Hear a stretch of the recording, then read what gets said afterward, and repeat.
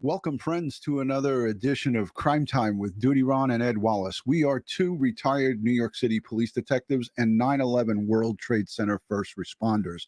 If you like all things true crime related from that police detective's perspective, consider hitting that subscribe button, hit the notification bell so you'll get all things DutyRon and my partner over here, Ed Wallace, when we go live or upload another video. Tonight, we're going to talk about the home of Rex Heuermann.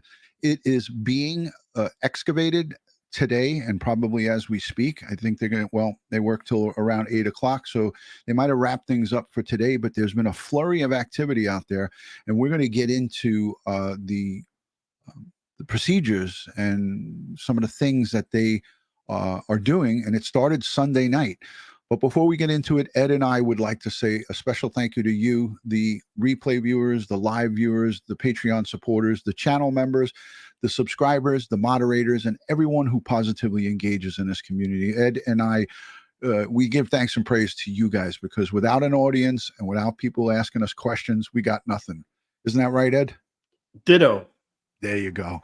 How's it going tonight, Ed? I know that you're itching to get into this. And you know what I found interesting is that Mrs. Wallace is following this case pretty closely. And I'd like to get her on to hear her detective perspective, because she knows her stuff. Yes, she does. And she's all over this case, boy. I mean, it's piqued her interest, man. She is all over the internet, scouring the news media. She's looking at everything, listening to everything. Hey, let us know in the comments and down below if you'd like to see Ed's better half come on and give us some commentary. She is a retired first grade detective, just like her husband. Her expertise was in a different area, but she, I'm sure, has great investigative skills to get where she was and made it into the department. Let me know if you'd like to see Ed's wife, Margaret, come on with us with a special show. Maybe we'll do a 20-minute show, a little short one with her. But Ed, you know better than I. Could we get her on here or no? You got a better chance of getting your wife on. That's a big no. But I'll ask her. Okay. All right. I'd love to have her on. So the chat's going wild. Yes, Margaret. Yes. Hopefully she'll give you a major case perspective. Yeah. She has a ton of experience. I would love to hear what her thoughts are on this case. But let's dive into it, Ed. Before I play this little piece of media, there's been, obviously, with all of these kind of cases, a lot of speculation. A lot of people, are talking, and a lot of people are giving their thoughts. We heard from Suffolk County Police Commissioner today, Rodney Harrison, said the soundproof room that many media outlets and many people online, TikTok, social media, the soundproof room story was bogus, and it was not true.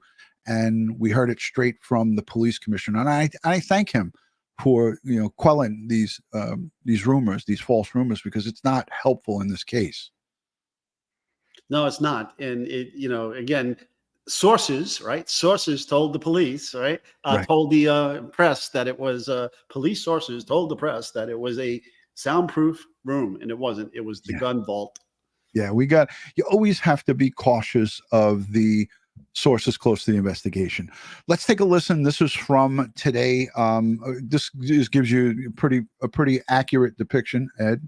What's happening here? Is this going to be an ongoing issue with me? I had something set up and then it disappeared. Just when you thought it was safe to be back on the internet. Okay. I'll get to the bottom of that. Investigation here in Massapequa Park, as the Suffolk County Police Commissioner confirms they are using ground-penetrating technology. And Chopper 12 observed investigators digging through Rex Heuermann's property, as the focus seems to have shifted to the backyard. Has the search been fruitful? Great question, and answer yes. It's several out of the First Avenue home. What the hell is that? Being searched on at their this end, time. not on mine. He says there was nothing that prompted the search specifically. We're just doing. All right, I want to put it back a little bit, Ed, because you see that thing right there? Yeah, that's the forensic backhoe. Okay, normally we kind of don't want to use that kind of machinery and do this by hand. And why? And why is that? Well, I mean, look how much dirt this guy is pulling up.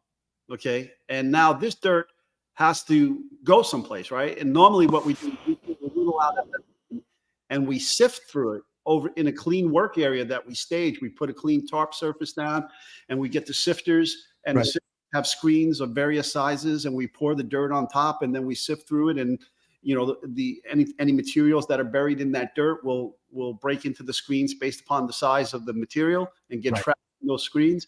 And then we'll go through it and look for bones, tissue, teeth, hair, skin fragments, organs, whatever the case may be. Right. So something very small, even like a piece of jewelry, because now we're looking for trophies as well buried in this yard. It's not just skeletal remains or, any type of things like that. As you said, Ed, and that's a great thing. I'm glad that you said that while I was putting that up. Heavy machinery like that makes stuff get intermingled and mixed up. But and then you don't know exactly where you found it from, right? Correct. Because we as we go down layers, we document each layer, and we start to measure the depth down that we're going, and so that we can, and also we put a grid system in place so that we can get the exact measurements as to where we recovered this item in the dirt. Okay. So, like at the World Trade Center, we started with the bucket brigades, and that wasn't moving fast enough for the powers that be. So they brought in the heavy machinery, and, they dig it up, put it in a dump truck, take the dump truck to the landfill, spread it out in the landfill, and caused us to sift through it there. Right. But, again, we frown upon this, but this is the powers that be went in this direction and said that. So now when you dig up a bucket of dirt like that, you're going to have a workstation to sift through all of that dirt. Yeah. Let's watch the rest of this play. And very good points, Ed, because you're an expert at this. And for those of you tuning in and maybe are new here, because we have quite a bit of new subscribers, Ed Wallace is a retired crime scene unit CSI expert. He's a evidence collection forensic expert, and he knows about this stuff. And when I called Ed today and talked with him, he's like, this is what I do. I have many, his words, I've had many dig jobs, right? I think that's what you said to me, right? Well, that was the whole point of the body farm, is to train us how to do this. Right. Okay. I have a lot of respect for anthropologists. Somebody that can dig a 6-foot deep hole with a paintbrush and a dustpan. I have a lot of respect for that. Yeah. Oh, yeah. It's painstaking to do that. It takes a lot of time. It takes hours and hours to go through dirt like that with those type of tools. But let's take a peek at what they do here, because we're going to talk about ground penetrating radar. Right. And also lots of questions in the chat. I see them already coming up. Hey, they had to have had some direction. They're not just digging randomly here in this yard. No, they ran over the backyard with a cadaver dog and a GPR, ground penetrating radar. Now, for those of you who don't know what a GPR is, it's a big battery-powered sled-looking device that's pulled by an individual over the ground, and it's shooting radar into the ground and looking for anomalies such as voids, graves. It also can find underground pipes, anything that's buried down there, like 55-gallon drums in some cases, or whatever the case may be.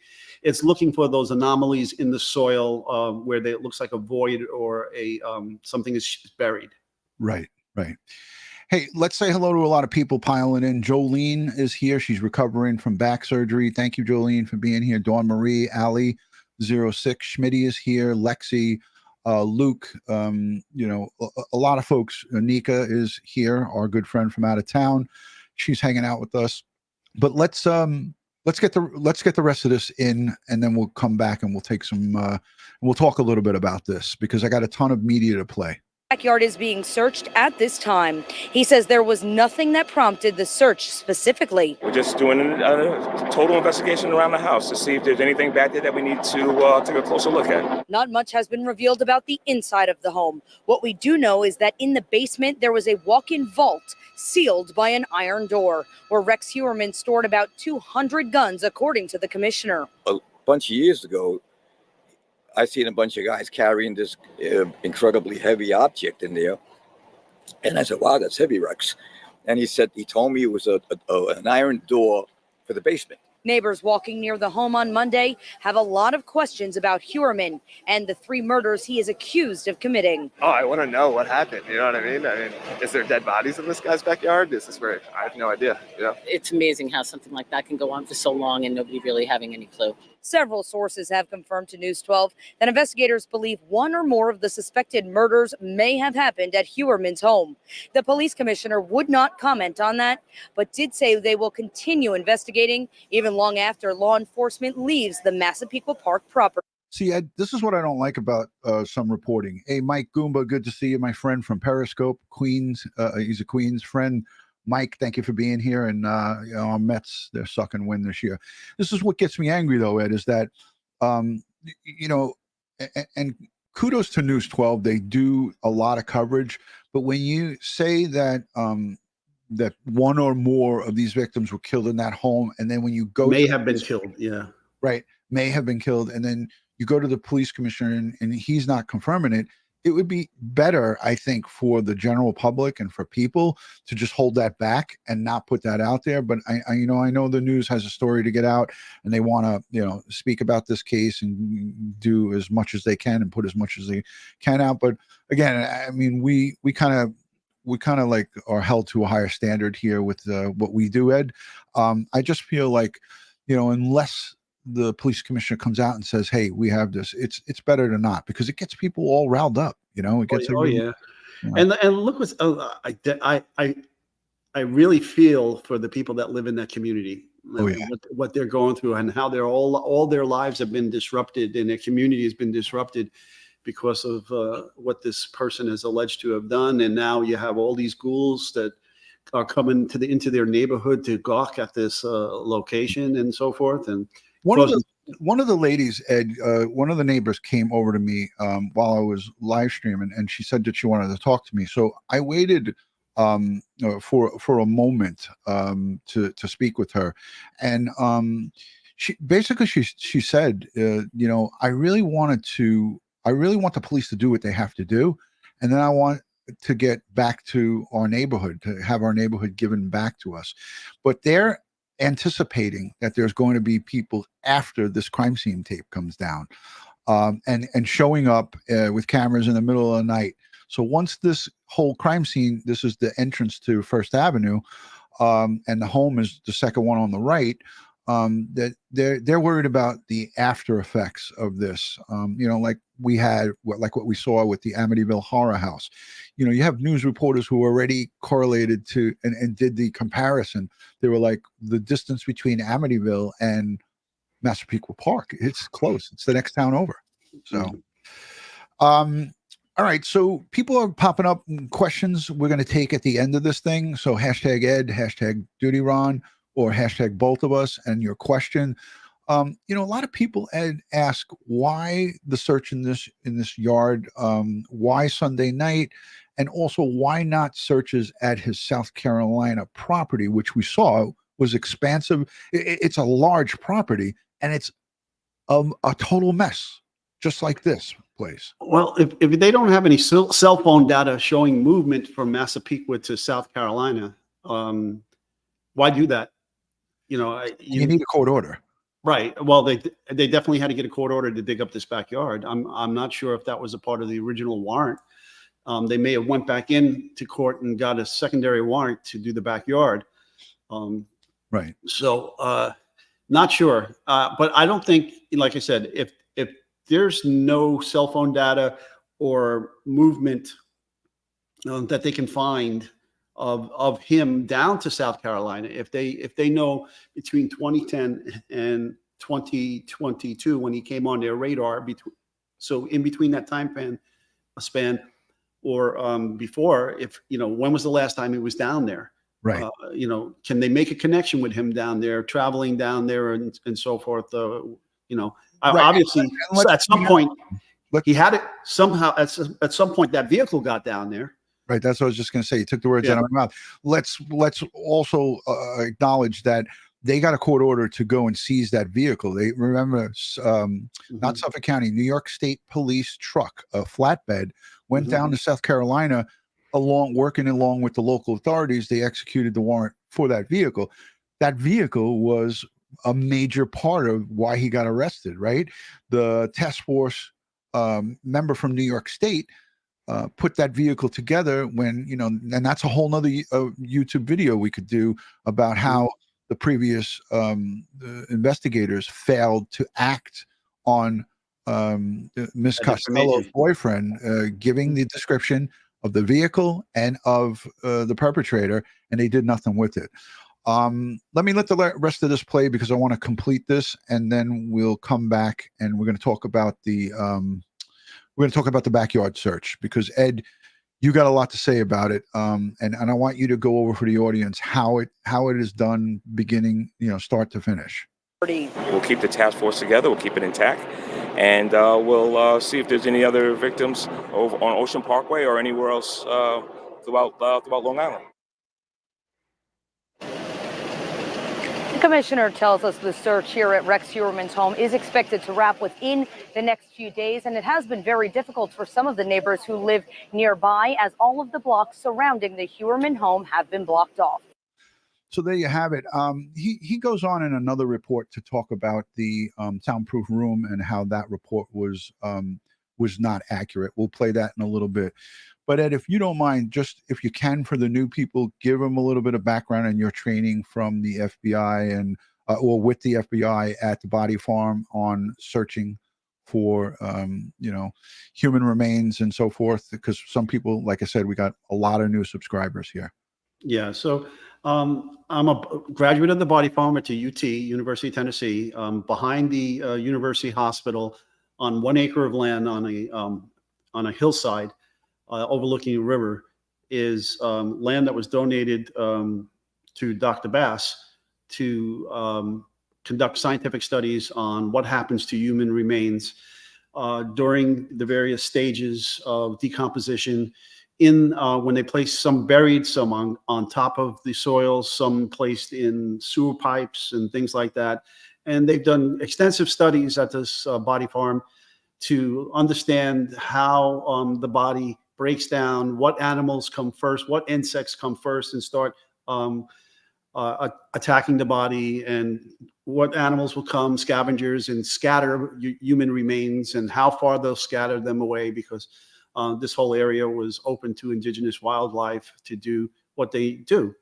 And so if the years of study and things were published, and a training school was developed for law enforcement, specifically in the beginning it was just for the FBI, and now it's been opened up to state and locals. So I was lucky enough to attend the Body Farm with Dr. Murray Marks in 2000, I think 2002 or 2003. I can't remember off the top of my head now, but it was the first class after 9/11. So I think it was 2003, nice. March of 2003.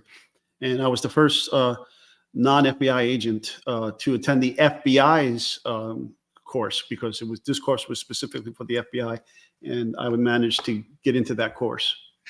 Let me ask you, Ed, did they go over ground penetrating radar, or was that? Yeah, no, we did all of that. Yeah, they went over ground penetrating radar, and this is not my only body school. I've been to others in Morris County, New Jersey, right. And we have a great anthropological team at the New York City Medical Examiner's Office, headed by Brad, Dr. Brad, and excuse me. And anyhow, yeah. So some of the tools that we use, okay. First, we try to use non-destructive tools first. So things like dogs, okay. So we'll use the cadaver dogs. Then we'll also use thermal imaging and infrared photography. All right. So we saw the dogs, Ed, too. Not to cut you off, we saw the dogs were brought out there on Sunday.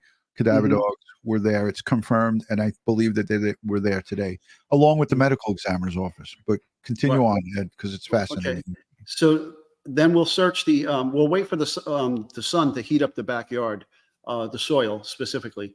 And then at sunset, we'll scan the backyard with a thermal imaging camera and infrared camera to see if we see any anomalies in the heat signatures in the ground. Because when you dig up the soil and create a pile of soil, and then you put that pile of soil back in, you disturb the matrix, the original matrix of the soil. So originally, before the soil was dug up, the matrix was uniform.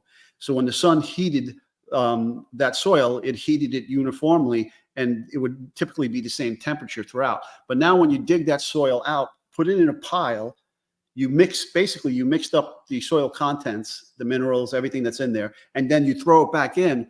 Well, the matrix of that soil that you put back in is now different than the undisturbed soil. So it will heat up differently. Just think of a gravesite at a cemetery.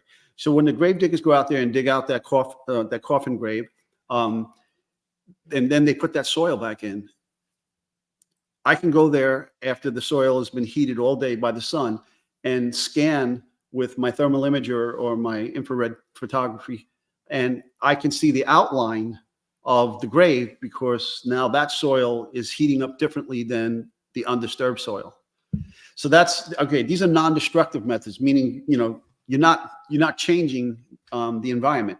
Right. Then you get into ground penetrating radar, also typically non-destructive. It's a electric battery powered sled that goes over and search pattern is developed with the sled, because typically like the sled is about anywhere from 2 feet to maybe 3 feet wide. And it's usually pulled by a person. And as the person is pulling, they're shooting radar into the ground. It's bouncing off whatever objects are down there, coming back up, and the time of flight is all measured, and it's mapping what it potentially sees under the ground. Now, in that case, they map that all out. They ID the locations. Okay, they use also GPS if they have GPS signal capabilities, and they use the GPS to locate where they see the anomalies. They mark those areas with the anomalies are found by the ground penetrating radar, and then they'll start to either probe it or dig it up. Now, what I mean by probe is they take a long metal T. It's got a T handle at the top and straight down a metal probe with a tip point, and they'll push it into the ground, depending on what depth the ground penetrating radar saw the anomaly, and they'll push it into the ground to see if they hit anything. And we had ground penetrating radar on a case in Staten Island. It was a mafia hitman whose nickname was Tommy Karate. He had allegedly murdered over 60 people, dismembered them in his bathroom, and then buried them out in the fields of New York in a wooded area that later on would get developed into a strip mall. And during the construction of the strip mall, they uncovered information that the bodies were buried here.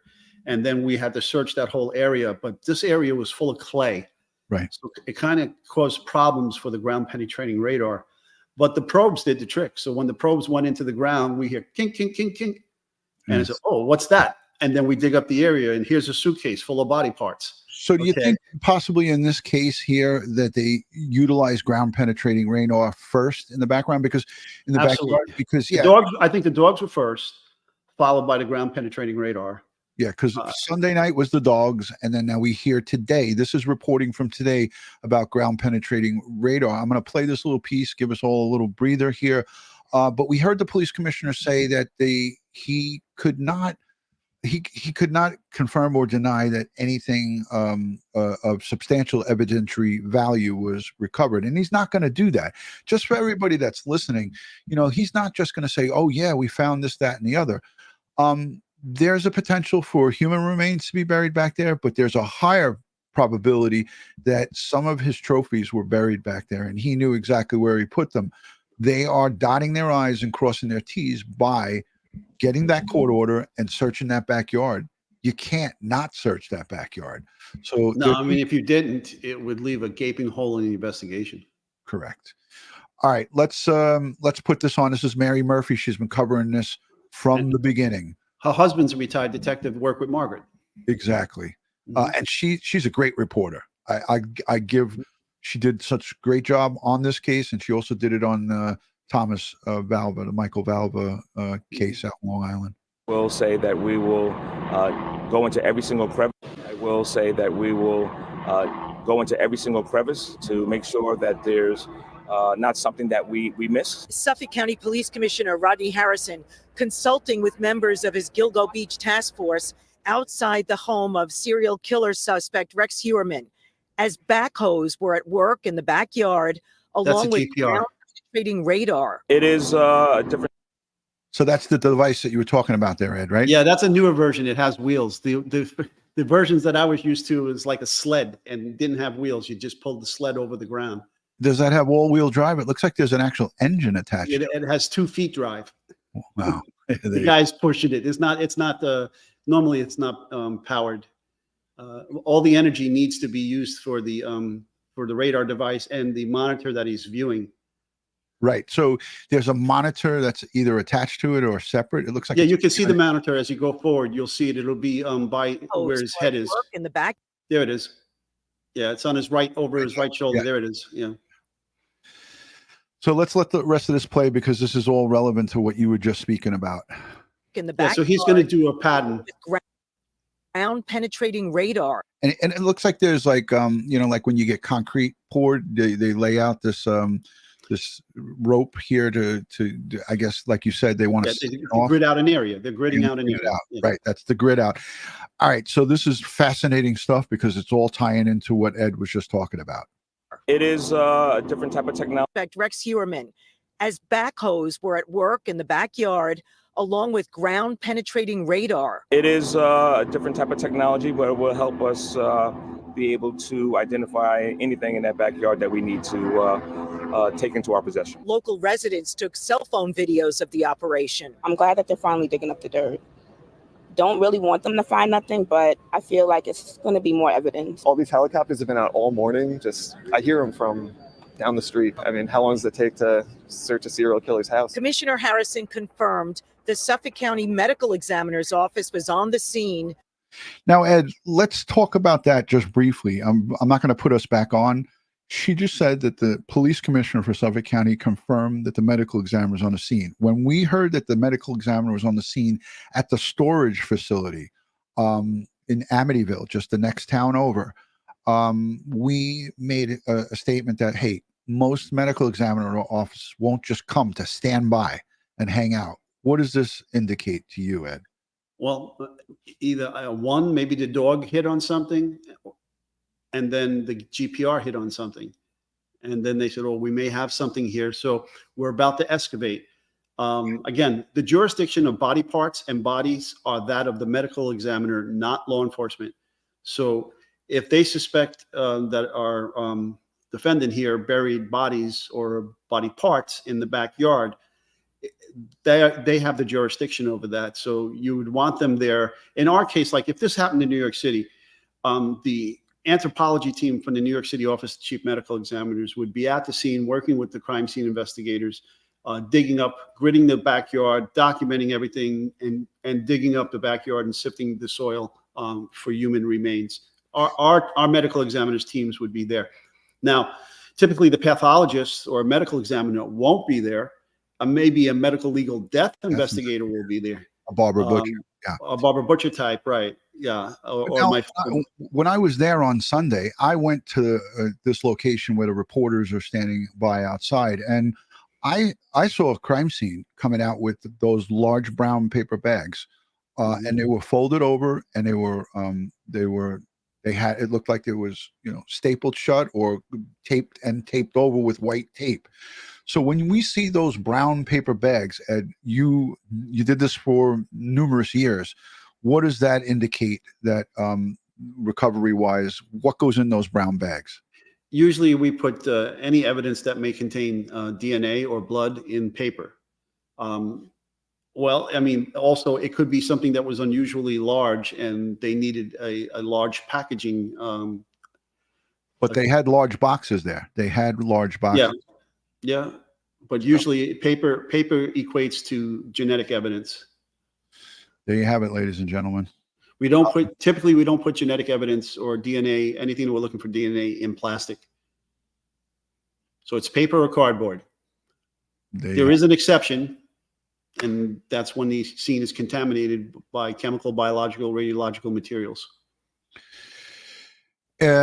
Interesting to see what unfolds in the days to come of what they talk about, if they do talk about anything. So let's let the rest of this play because it's just a couple more minutes. The Suffolk County Medical Examiner's Office was on the scene We asked if any Gilgo victim was killed inside Heuermann's house. Can't confirm anything about anybody's ever being inside this house at this time. So, as we heard right there, that is, for those of you outside of the local area, that's the Suffolk County Police Commissioner Rodney Harrison. He was a former NYPD Chief of Detectives, and Ed, what was his other title? Chief of the Department or Chief? He was Chief of Department, Chief of Detectives. He was, yeah, I think he held both those titles. But he's here on camera being asked the hard questions, and that's why I love Mary Murphy. And we know that her husband was on the job, right? So she knows the right questions to ask. Yeah, give a shout out to her husband, Tommy. Tommy, shout out to you. Love to have him on the show at one point. Ed, maybe you could work that out. Look into the Rolodex. Have Margaret reach out. All right, let's the rest of this play. Anything about anybody's Killed inside Heuermann was on the scene. We asked if any Gilgo victim was killed inside Heuermann's house. Can't confirm anything about anybody's ever being inside this house at this time. And there were questions about the green Chevy Avalanche that used to be parked outside Rex Heuermann's house some years ago. It became key to solving the case. But a source told us other suspects were being focused on early in the investigation. Rex Heuermann has been the target for the last year. This person's been at large for a long period of time. But I will say this, we're going to, and you heard me say this before, we'll keep the task force together, we'll keep it intact, and we'll see if there's any other victims over on Ocean Parkway or anywhere else throughout Long Island. Police said they still don't have answers about the 6 other sets of remains discovered after the Gilgo 4.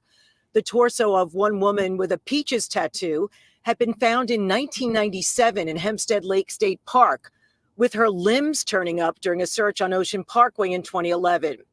Jessica Taylor's torso was found in Manorville in 2003, her hands and skull discovered in 2011 on the Parkway. Valerie Mack's torso was in the Manorville woods in 2000, but her limbs weren't found until 2011, also along Ocean Parkway. Police aren't sure if Heuermann or another suspect they're looking at is behind these gruesome crimes. But the dig in Heuermann's backyard has neighbors spooked. It's all scary no matter what, and the excavator out there says something else. It's definitely scary. So Ed, when they talk about body parts scattered all across Long Island, Hempstead Lake State Park, that's local to me, Manorville all the way out east, the forensics and the recovery on those dates, the crime scene units, the folks who took these remains in, it's so important that they collected all the evidence properly. And why I say this is because now we have Heuermann's DNA. And if he left anything, as you talk about, we can now match that up. You want to talk a little bit about that, Ed? Yeah. Now, not only that, but how were the bodies dismembered? What tools were used to dismember the bodies? So, for instance, if you use a knife to fillet, well, they'll leave certain indicators of the type of instrument that was used, and a forensic anthropologist will be able to examine that. Now, if they used a saw to go through the bone, again, that will leave forensic evidence and give you an indication of what type of saw it was. So now they can search his house looking for various tools that match up to how these victims were dismembered, okay? And look in the house for those tools, and then do a comparison if they get a saw blades or remember how he talked about that hammer, right? That Right. Yes. furniture hammer that he used. Yes. But in the case of the 3 that we know of right now, their cause of death was strangulation. Right. Okay. Now I don't know the cause of death for the dismembered bodies. Okay. Could be they have other injuries, stab wounds, or it could be strangulation as well. Well, then dismembered. And how were they dismembered? Did he use a knife? Did he use a saw? What was the implement, the tool that was used? And they also could be looking at other suspects, Ed. Right. This doesn't. We're not narrowed down to just Rex Heuermann here. Yeah, but I tell you, boy, but the odds are pretty high that 2 serial killers work in this same community, right, and dumping in the same location. I mean, can it happen? Yes. Is it rare? Very much so. Okay. Yeah. It could have been in the beginning. Hey, it is this guy, and he was doing all this work and effort to dismember these bodies after he killed them, and disposing of parts in different parts of the parks over here in Nassau and Suffolk County. And then he said, you know what, this is too much work. I'm not doing this anymore. I'm just going to wrap them up in the burlap duck hunting net and just dump the bodies. Yeah. Anything is possible. Like you said, Ed, we talked about that. I wanted to just say really quickly, thank you to the super chatters that we missed. John Donahue, thank you for the $10 super chat. And let's unpack that. Kristen gifted out 5 memberships. So thank you, Kristen. And then there was another $5 super chat that came in, and I missed it. Carol Grayson, thank you for becoming a DutyRon Bronze member. We try to catch all of these super chats because that's a great way to support this community. The super thanks, the people who newly subscribe, and just by giving this video a thumbs up, you help out with the algorithm, and you give it a chance for folks to watch this and get educated. Ed Wallace and I, again, we worked over 20 years in the New York City Police Department, and we have a ton of investigative experience. Ed is just a tremendous value to the audience because of his vast knowledge. Let's listen to this quick report from News Nation, because this one covers the misinformation, and I think it's important that we show this. So let's let this rip, and we'll be right back. Ground penetration radar at the home of Gilgo beach murder suspect Rex Heuermann. Police are digging up the backyard of the Long Island home as Rex Heuermann stands charged in 3 murders and the prime suspect in a 4th. Correspondent Sloan Glass is in Long Island right now. Sloan, I have to ask you, with all of this happening today, what has the mood been like, and what evidence have they uncovered this afternoon? Nick, the mood today is a bit of intrigue by everyone here because police still have this area blocked off, but we can see from the drone footage that police are concentrating their search effort into the backyard of Rex Heuermann, and it has been 11 days since his arrest, and this house is still an extremely active site. We have drone footage that shows investigators just going through that backyard, digging, and also using ground penetration radar to help map out the property. You can see that they're using this equipment to help determine if anything is buried underground. Travelogues indicate that the Gilgo Beach murder victims went missing when Heuermann's family was out of town, and investigators are looking for anything or any physical evidence to continue to tie Heuermann to the Gilgo Beach murders. Now, other outlets have reported that Heuermann had a soundproof room in his home. Suffolk County Police Commissioner Rodney Harrison says that that is totally false, but he did have a vault that they went through in the backyard. He also had a back patio that has been completely dismantled by the crime lab. So, Nick, today we just continue to see investigators go through the scene, go through this home 11 days after Rex Heuermann's arrest. Sloan, one question though, did Commissioner Harrison talk about any other evidence they may have found? He didn't go into the details of what evidence they have found inside the home or in the backyard, but Commissioner Harrison said that the investigation has been fruitful. He seems very optimistic about everything that they have found.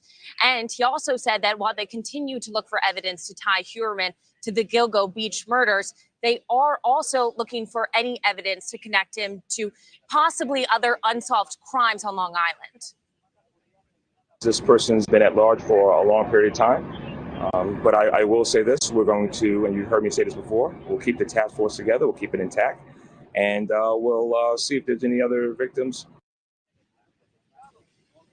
Nick, we're told that investigators hope to wrap up the search of Heuermann's home here in Massapequa Park in the next day or so. But Harrison was very clear. Once they leave this area, that does not mean the investigation is over. And keep in mind, Heuermann also had other properties, but none have been excavated the way that this home in Massapequa Park has. And Sloan, I have to believe that this has also been a headache for maybe the neighbors?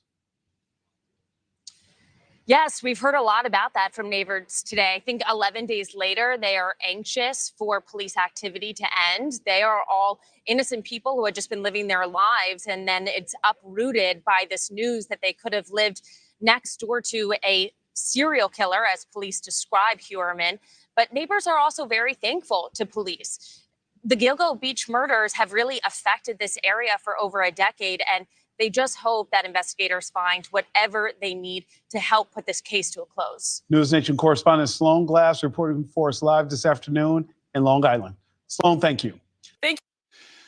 So what do you think, Ed?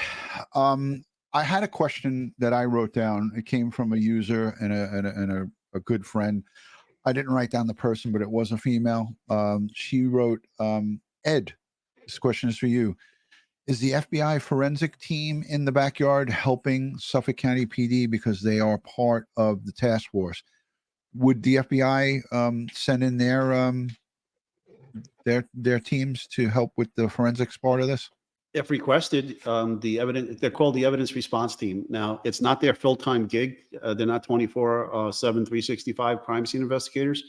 Some of them are in organized crime, some of them are in narcotics, some in white-collar crime, and they're trained in various aspects of crime scene investigations. And when the need be on a federal crime scene, they put the team together, and it's made up of civilian members of the FBI and sworn members, so cops and civilians, working together at these crime scenes. I don't see them there. They have a distinct uniform. It usually, they're basically, think of it as like a motorcycle gang colors. They'd be flying their colors and wearing their FBI gear saying evidence response team or ERT. But I don't see them there. I just see lab personnel. All right. So you got a highlighted message from Schmitty Smacks on the board. So see whether in the yard or in the house, how many times are items logged from the time discovered until their arrival for keeping? Well, so when it's initially found, it's photographed, documented in some kind of written form, classified as to what type of potential evidence is. Then it's packaged, and then a chain of custody is filled out, and a voucher is filled out, and then the property then gets transferred to the laboratory of concern, where its intake is documented at the laboratory on the chain of custody. So it's documented several times. It's logged into several different areas.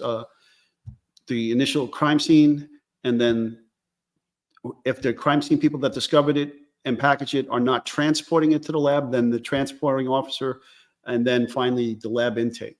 But you want to keep that chain of custody small, because the smallest amount of links in a chain makes the chain stronger. Right. And we saw that in the OJ trial of how chain of custody screwed up a lot of things. These detectives were taking home evidence before booking it into the property clerk. So yeah, chain of custody is really important. And I feel Suffolk County, under the leadership of Police Chief Rodney Harrison, will do the right thing. Naomi McFarland, thank you for the $2 super chat. And she says, this is a good question. What happens to the property after the search? Ed, I'll let you take that. After the search, the information on the warrants goes back to the judge, and they have to tell the judge what it is they found based upon the warrant that the judge issued. Right. And if they damage something in the property in the course of doing their search, well, then what we would do here in New York is do what we call an aided card on the property that we damaged, and then the homeowner can make a claim, in this case to the county, to have them reimburse for any of the damage that was done to the property. Remember, the wife and the kids still are co-owners of this property, right, and alleged to have done nothing. So I know they're living someplace else, but eventually they may want to come back to this house, because earlier today I saw the state police delivering furniture back to the house. Right. So they were living in, arguably, according to the police chief, he talked about Rex Heuermann being a pack rat. So he was being nice. Instead of saying he's a hoarder, he was politically correct on his interview, and he called him a pack rat. So the conditions inside that home, confirmed by the chief of police, the police commissioner, the police commissioner, he stated that the house is in disarray. So there's a good chance that the wife and her two daughters and I believe a stepson will return back to that home. Maybe not permanently, but where are they staying now? You know, we saw news reporters go to her sister's house, and the sister said, I haven't heard anything from her. The information I'm getting is from you all. Karen, Legal Minded Friends, our good friend and an attorney in the UK, she sends in a question, says, so they filmed the whole property first, then go to collecting? Ed, that's right up your alley. Yes, you have to document the property first by photographs and sometimes video and even 3D laser scanning before you start digging up the backyard. So you document how you found it, and then you document along the way. You keep documenting along the way. As soon as you uncover something or unearth something, more documentation in the terms of photography, notes, measurements, sketches, the whole 9 yards. Yeah. So we're going to scan the chat for a couple more questions because we're coming up on that 1 hour mark. There's 2,900 people in the chat. If you guys can all at this time right now, Ed and I are kindly asking you to give this video a thumbs up, share it onto your social media platform, Facebook, Twitter. And if you're not subscribed, consider right now hitting the subscribe and also hitting the all notifications. So when Ed and myself, we go live or upload another video, you'll get notifications. And if you want to follow us on social media, it's one word, DutyRon. We made it easy. DUTYRON, right across the board. Brenda Redmond, good to see you. Diane B., my neighbor from across the street, she's on with us. And somebody who, How I Win the Lottery, is in the building. So good to see you. Iris Hewlett, Rebecca Barnes, Renee Whipple, M. Finn, she's here. Joey Brooklyn, as always. Oh, hey, Joey Brooklyn. So, Ed, what we're looking at is just some copter cam from earlier today. This is not live right now. Let me put that disclaimer out there. This was from midday today at the Massapequa Park home of Rex Heuermann. This is a flurry of activity going on there. This is what the Suffolk County Police Department's crime scene and lab, the team excavating the backyard. This is parts of the deck that they broke up and put to the side of the yard. Ed, you see anything good in the chat? Yeah, well, Carly asked, how long would it take to get a CODIS hit on other unsolved cases? At this point in time, they would have had it already. Yeah. You know, as soon as he was arrested, DNA swab was taken and run to the lab to confirm the DNA from the pizza. All of that was done. All that DNA was uploaded from the county database to the state database, from New York State database to CODIS. And you know, all of these unsolved murders around the nation involving prostitutes or sex trade workers, things of that nature, from Atlantic City, from other Nevada, from other parts of the country that may have unsolved cases similar to this, you know, they're checking that database with whatever they have to see if they can connect this defendant here to their cases or unsolved crimes. Absolutely. So I think if that was the case, we would have known about it already. Yeah, because that hit is pretty much it's a computerized database, as you said. Mm-hmm. You just match it up and you run it through, and they would have known. So again, CODIS stands for Combined Offender DNA Index System. But now, Ed, let me ask this question, and this will be a user-generated question. And Patty, thank you so much for the super chat, super sticker. Appreciate it. $20 coming in from Patty. Ed, here would be a follow-up question from one of the viewers. Could it be possible there's a CODIS hit and they're not releasing that? Could it be? That'd be pretty interesting. That would be pretty interesting. Yeah, I guess if they're going to play their cards that close to the vest. But, you know, it's funny because sources, you would think sources would release that, would, you know, get that information out to the press. Yeah, so these are trees. These are full bloom Long Island trees. This is the middle of the summer. You know, this is just a great overview of the property at Rex Heuermann's home, and this helicopter was flying for 45 minutes, just giving us footage during the course of the day. Bunny, thank you for becoming a channel member. Ed, I had another couple of questions that we had written down. Fire here. away. So the soundproof room, we got confirmation that the soundproof room is a false report. Drone usage, as it pertains to Suffolk County Police Department and the task force, would they utilize, or would you utilize in crime scene in a setting drone? Because in some of these shots, we see multiple drones like at different heights. And I know that we have footage from somebody that we're going to play.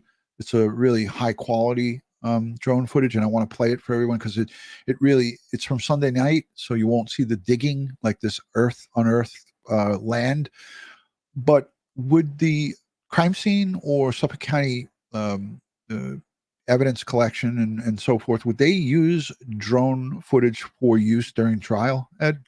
They could, yes, absolutely. They could do a drone overview. I mean, there was back in the day before we had drones, I had crime scenes where I had to go up in a helicopter to take photographs of and this is still photography for court cases.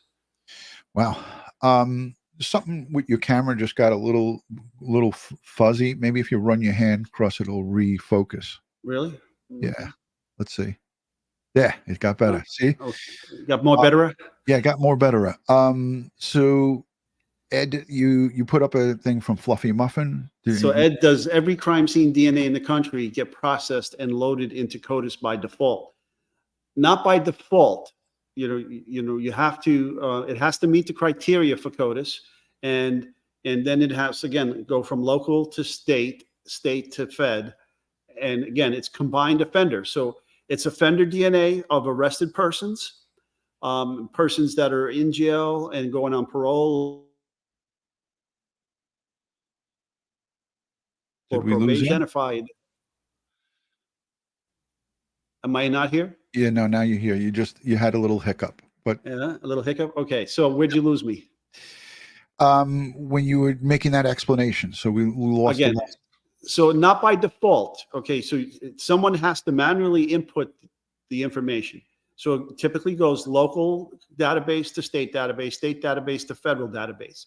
Now, it's the combined offender DNA index system, which means it's people that have been arrested, people that are in prison that are being released that have their DNA in the system, and then it's the crime scene unknown DNA. Those are the two databases there. So if it was a missing person DNA submitted for missing persons, that typically doesn't go into CODIS. Okay, there's other databases, like there's a group called NamUs. Okay, that they have a database of missing person information. So that DNA might be more suitable for that kind of search for missing persons. I hope that answered the question. It definitely did for me. A couple of people in the chat are asking, Rex Heuermann's brother, I believe his first name is Craig, what's the chances of him having any involvement or knowledge of this? We would just be guessing, and we don't do that here. We don't like to guess. Anything's possible. We don't know at this point. It would just be like us reaching at straws to answer that question. Some brothers are close, some brothers aren't. I have friends who haven't spoke with their brother in years. It seems like they are in communication with each other. They share this property. He bought the truck from him.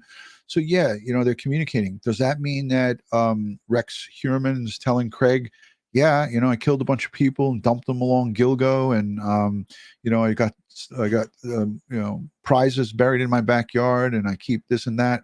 I don't think so, folks. But only time will tell. And this investigation, buckle up, because this is going to be a long, long process for them to interview, interrogate, re-interview family members, friends, associates, business associates, everybody and anybody who has had contact with this Rex Heuermann is going to be interviewed eventually. And it takes a long time. Ed, you got a question up on the screen? Yeah, Rebecca writes, Ed, could they check Ancestry DNA? Yes, but not Ancestry.com or 23andMe. They'll have to go through another database that people voluntarily put from 23andMe and Ancestry.com into this other database. And if if they don't want their DNA checked by law enforcement, then they have to opt out of that when they put their DNA into that database. So then, because law enforcement can go in there with unknown DNA and then compare it to the DNA that's in those databases. Now, also there's a question by Anna about rape kits. Yes, there is a backlog on rape kits. There's also federal money, overtime money to push out these rape kits and get that DNA into the databases to search for these perps. Yeah, unfortunately, it's been that way for many years. There's so many rape kits, unfortunately, that it's overwhelming. And there used to be, if you didn't have a suspect, they never did the rape kits. Right. And so that's changed. Judy, this is a good question, and all questions are good ones. Detective Wallace, only specialized trained persons will be sifting that dirt yard, correct? You would hope so, Judy. You don't want to ever have somebody that was not trained to do that kind of work doing that kind of work, because the defense attorneys, just like in the case out in Idaho, they can make applications to get the training records of the investigators that are involved in doing the work at the scene. Let me just answer this question because it is directed to you, but we already answered it. Kurt, thank you for that question. The chief, the police commissioner, Rodney Harrison, specified in an interview tonight, he was very specific about this. He said that he is leaving no stone unturned, and he's going through the backyard, not based off a specific tip, just because they want to check all the boxes off. I mean, when I heard him say that, Ed, I was kind of surprised, but that doesn't necessarily mean that they didn't get a tip, because if they got a tip, they don't want to give away that so-and-so gave us a tip. Yeah, somebody speaking to them. Yeah, exactly. Right. So they have to protect the identity of a tip that came in. So there's a potential for that question to possibly be yes, but what we heard from tonight, he was interviewed right out in front of the location. He was shaking hands of all his cops, and he was on scene there at this location. And the actual the detective that I saw on Sunday night, tall blonde guy, 6 foot, at least 6'4". I saw him right next to the police commissioner today. So he, in my guesstimate, is probably the lead detective on this case. I know it's a task force and everybody's working collaboratively together, but from the Suffolk County component, he's probably their lead, detective. He's, I've seen him there twice already so far in videos and so forth. I still got a bunch of media to play, Ed, and we're at 58 minutes. Can you believe an hour already went by? Yes. Ed just said yes immediately. Karen, Legal Minded Friends, Ed Wallace, do missing persons families give their DNA? Good question. If requested to, and if they want to voluntarily do that, normally what we'll do is we'll ask the family members or someone that has access to the missing person's toothbrush, hairbrush, or anything like that that could contain the missing person's actual DNA to give us those things. In absence of that, we'll ask for a direct family member to give up their DNA so we could use that as well to search for the missing. Excellent question. Excellent answer. Thank you, Ed. I saw someone gifted out more memberships. Oh, that's Kristen. She made a vow if we hit 2,500 in the chat, we're over 3,000 now, that she would gift out 5 more memberships. And thank you, Kristen, for 10 memberships during the course of this live stream. You are awesome sauce. We appreciate it. Hope Chris is doing well. Sending you a lot of love. Robbie is here in the chat. John Smith has just clicked the like button. Thank you, John. I appreciate you. A lot of new members, so go in and check out your member perks. You have access to our Discord group and all of our members-only live streams. Ed, you see anything in the chat before we get ready to wrap it up? Because we got a couple more minutes, and I have one more piece of media I want to play. No, I'm scanning the chat. I'm good. Let it roll. Okay, give me a second, for crying out loud, Ed. I'm a one-man show here when it comes to this. All right, let's get it back. Let's reel this thing in. Accused Gilgo Beach killer had a walk-in gun vault in the basement of his Massapequa Park home. That is according to Suffolk County Police. The commissioner confirming that information today as investigators continued to dig in Rex Heuermann's backyard. CBS 2's Carolyn Gussoff shows us the progress that's been made. Suffolk Police Commissioner Rodney Harrison calls the search fruitful at the There he is, Massapequa shaking Park hands. home of accused serial killer Rex Heuermann, There have been items that we have taken into our possession. That makes it fruitful. adding every single crevice in the home. All right, so that's new, Ed. So he said there have been items that we took into our possession, and that would be considered fruitful. That's encouraging. Good. Yeah, that's good. good sign. Yeah. I downloaded this right before we went live, so this is good information. This is right here from our CBS New York News local station. Heuermann, There have been items that we have taken into our possession. That makes it fruitful. adding every single crevice in the home is being examined. In the backyard, a backhoe dug a crater where investigators were seen bagging potential evidence. Did he say a New Yorker, Ed? Yeah. You talking to me, Shredder? Are you talking to me? Forget about it. Shredder's a good friend of the channel. Thank you for being here, Shredder. In the backyard, a backhoe dug a crater where investigators were seen bagging potential evidence, ground-penetrating radar, and cadaver dogs at work. And the top cop confirmed the existence of a walk-in basement vault with a large iron door. Now, Ed, this was the look that that we saw sometime last week. We looked at this, this fallout shelter looking kind of. They're called Bilco doors. Thank you, Ed. Okay. I knew that you would have the proper. So if you live in the Midwest, these are what leads you down to when there's a tornado coming, right? But or basements in New York. there you go. Thanks, Ed. I love you. What I was trying to get at is this was packed with shit. Remember, there was just it was floor to ceiling. Yeah, when you open your door, you can see it. And up here to the left, we see our ground penetrating radar unit. Yes. Yeah. So this is a good aerial shot of the gear that was used. And someone asked, "What was this stanchion right here?"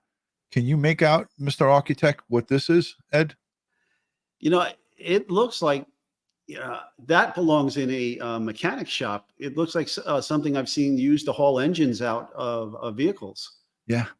Or I thought of it like as a swing set, but it could be that too. It could be an old swing set. Is it wood or is it metal? If it's wood, it's probably a swing. Did you say swing sweat? Swing sweat. Yes. A swing set. I think it's an old swing sweat, Ed. Definitely. I got to get you back sometime or another. There's not a soundproof. For dogs at work. And the top cop confirmed the existence of a walk-in basement vault with a large iron door. There's not a soundproof room. There is a vault where he secured numerous amount of guns. Heuermann is charged with 3 murders and is a prime suspect in a 4th. Their bodies left along the desolate Gilgo Beach Strip. Neighbors' lives are upended by the massive crime scene, but as long as they need to stay, they need to stay. There's a lot of things that are unsolved. So that was a great comment right there by one of the neighbors. She said, as long as they need to stay, let them stay so they can solve this thing. I like that. This is supporting your local police and supporting justice for the families. Yeah, who wants to live next to a murderer? Yeah, get it right.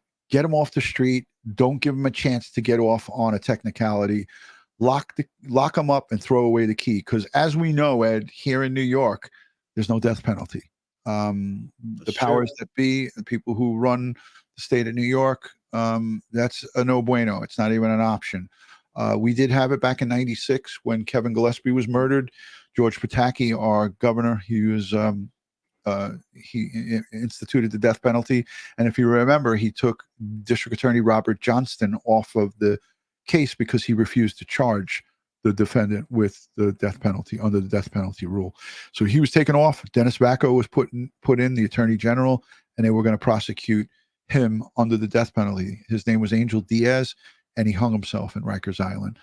Joe Buffalini. Hey, that's a nice Irish guy. He Not a says, swing sweat. yeah, swing sweat. I highlighted it. One of our chatters put the swing sweat in there. So, Okay. hey, everyone put hashtag swing sweat in there. I got to stop drinking before the show. Get a chance to win a prize. Joe says, since the interview with Bonjour Realty was a year ago, the same time Heuermann was a suspect, do you think the police or FBI arranged that interview? I say no. What do you say, Ed? No, I doubt it. I doubt it too. Yeah. It just looked too authentic. The guy was he was like giddy. He was giddy over this guy. And coincidentally, I want to just put something out there. I asked that guy if I could play that interview before he took it off the air. And he messaged me on Instagram and said, if you pay me $5,000, you could play my interview. I swear to God, I'm not even kidding, Ed. He said to me, you can play my video, but you need to pay me $5,000. And you know what I said to him? Thank you. Thanks for your information. Have a good day. Mm-hmm. Interesting. So swing sweat. There it is. Everyone's doing it, Ed. Everyone's swing sweating it. Let's let the rest of this play before Ed disconnects and I'm here by myself. People's lives are upended by the massive crime scene, but charged with 3 murders and is a prime suspect in a 4th. Their bodies left along the desolate Gilgo Beach Strip. Neighbors' lives are upended by the massive crime scene, but As long as they need to stay, they need to stay. You know, there's a lot of things that are unsolved. And everybody wants to know, what's going on, really, what they will find in that house. some wonder why the break in the case didn't come years earlier after this roommate of victim Amber Costello told the Associated Press he gave police a description of the hulking suspect and his green pickup truck more than a decade ago. What you have to understand is, when they're getting that's lost within a sea of other tips and information they're getting. And at the time, there wasn't really any, coherent leadership. Harrison says the description was not easily matched with the area of interest, Massapequa Park, where phone calls were last made to the murdered sex workers. Came about that information maybe a couple of years ago, but we were unable to attach it to the Massapequa box, which I'm sure you're very familiar with. But the one thing I'm not going to do is knock anybody that was before me. Asked if he believes Heuermann's responsible for more. That was classy, Ed. That was classy of him. He is a stand-up guy, and that showed his class right there. He said, I'm not going to knock anybody before me. However, the powers that be before him definitely dropped the ball on this. No doubt in my mind. I did a lot of deep diving into this thing, and they could have collared this guy a lot sooner than they did. We were unable to attach it to the Massapequa box, which I'm sure you're very familiar with. But the one thing I'm not going to do is knock anybody that was before me. Asked if he believes Heuermann's responsible for more murders, the commissioner would only say it's hard to say. He's been at large for a long time, and that the Gilgo Beach Murders Task Force will remain intact. What do you think, Ed? You think this guy, over the course of the past 13 years, has had more victims than these Gilgo 4? Do you think he's responsible in your mind? Looking at this guy, 46 years old is when he would have been committing these crimes. Some people argue that you don't just become a serial killer at 46. What do you think, Ed? He's probably got a bigger track record. I think so too. I think so too. If I was a betting man, I would bet that he has more victims under his belt. It just has to be done the right way. You can't just pin, murders and bodies on him. You have to prove it. And proving it is sometimes a long and tedious task. You got to do a lot of investigating. You got to get a lot of pieces of the puzzle and put them together. Let's say hello to Lieutenant Pete Pranzo, Tweety, USA, Robbie, Rocky Mountain, Jesse. I just want to say thank you to everybody who has left comments here in the comment section, who will leave comments down below in the comment section as well. Ed, I know you got to go. It looks like you got somebody pulling. There's like, I get a feeling like on the Gong Show, we're going to see that hook come out and then someone's going to pull you away. Is that Kara there? No, no, no, not at all. I'm looking at the vodka bottle that I need to go hit again. Oh boy, Ed's just kidding, by the way. Ed does not drink vodka. No, I don't. So, you know, that's the thing. We want to say thank you to everybody who's been here. You guys have been hanging out with us for an hour and 10 minutes. We're going to keep following this case. We're going to keep an eye on it closely. Ed, again, you know, as our DNA expert, our crime scene expert, there's so much more to talk about. We're going to have the auto crime specialist, Tommy. He's retired now. He's going to come back and talk to us about the cars because, as we know, there's two vehicles in this case. One really important one, the older first generation Chevy Avalanche, but he also had a newer Chevy Avalanche. And cars are going to come into play in his crime spree. So he's already charged with 3 murders. They're looking at charging him with a 4th that should be forthcoming. And Ed Wallace, like I said, and myself, we're going to stick with this case. We appreciate you guys coming in. Ed, you got any final thoughts, anything that I didn't cover or that we didn't cover together here? No, just want to say, be safe, watch it, be prepared, watch your 6, and forget about the swing sweats. Yeah, no more swing sweats for you.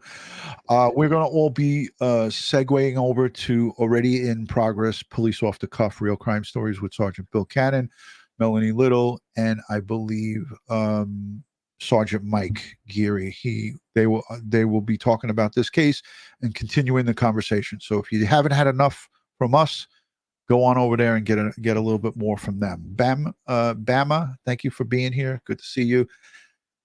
God bless each and every one of us here in the chat and everybody across the globe, especially these victims and their families. We send them strength, prayers, and positive vibes. As always, on behalf of Crime Time with DutyRon and Ed Wallace, we thank you. And Ed's thirsty. He's really thirsty tonight. Stand by for a message from our cop team. I feel like Dean Martin tonight. Yeah, hold on, Ed. Put that cup on. Here. There you go. Where are you? There you go. Nice. Stand by for a message from Kara, Oscar, and Popeye. I always love seeing Kara's face, even though I know she's so much bigger now than this picture. But Oscar's a little more grayer, and Popeye is dropping F-bombs throughout this whole show. Thank God I got my limiter on the mic. Good night, guys, from New York and an undisclosed location. Ed Wallace. Peace, guys.